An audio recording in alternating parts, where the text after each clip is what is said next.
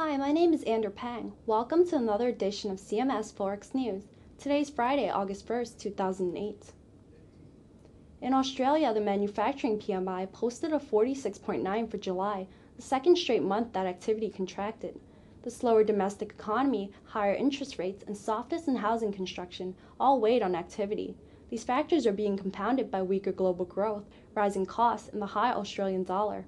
Inflation at least seemed to cool in July, with the annual rate of inflation as measured by the TDMI gauge falling to 4.6%. That's a welcoming sign for the central bank, which is betting a moderation in growth will work to soften price increases.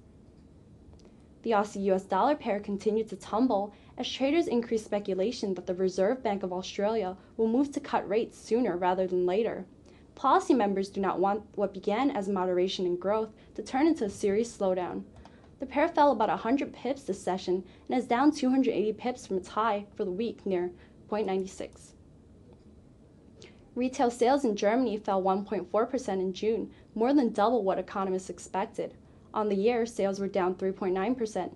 The report highlights how weak consumer confidence and high inflation are choking spending, and the Eurozone growth numbers are set to be much weaker in the second quarter compared to the first. Manufacturing activity in both the Eurozone and the UK contracted in July as both economies succumbed to the US-led global slowdown. The UK figure was the lowest since December of 1998. The Euro-Swiss franc pair fell as European stocks stumbled in overnight trading. From its high yesterday around 1.6360, the pair tested 1.6290, a slide of 70 pips. Stocks in the UK fell as well, and the pound-yen pair fell through support near 213.50 overnight. From yesterday's high, the pair slid as much as 240 pips to test the 212 level, but recovered slightly as New York trading got underway. The U.S. economy shed 51,000 jobs in July, the seventh straight month of job losses. The number was better than forecast and gave the dollar a boost in the minutes following the release. The unemployment rate increased to 5.7% from 5.5%, surprising forecasts on the upside. The U.S. ISM Manufacturing Index posted a reading of 50 in July, indicating that the activity level was flat. Most of the positive contribution came from the employment sub-index as new orders and deliveries fell. The prices paid component cooled somewhat as well. Construction spending fell 0.4% for June and is down 5.9% on the year. The euro-dollar showed the knee-jerk reaction in favor of the dollar following the payroll data, but those gains were quickly cut down as New York trading went on.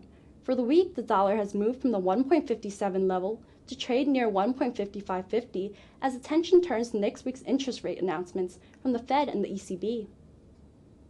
The dollar-yen pair drifted lower overnight and experienced choppy trading during the New York session. Oil prices staged a rally, increasing about $4 per barrel at one point, and the main U.S. stock indexes were in the red. From a high near 108.30 yesterday, the pair is down about 70 pips to trade near 107.60. There are four central banks deciding on interest rates next week: the Reserve Bank of Australia, the Bank of England, European Central Bank, and the U.S. Federal Reserve. Traders will be looking for clues as to future policy from these announcements. And that wraps it up for the week in Forex News. Join us again next week right here at cmsfx.com.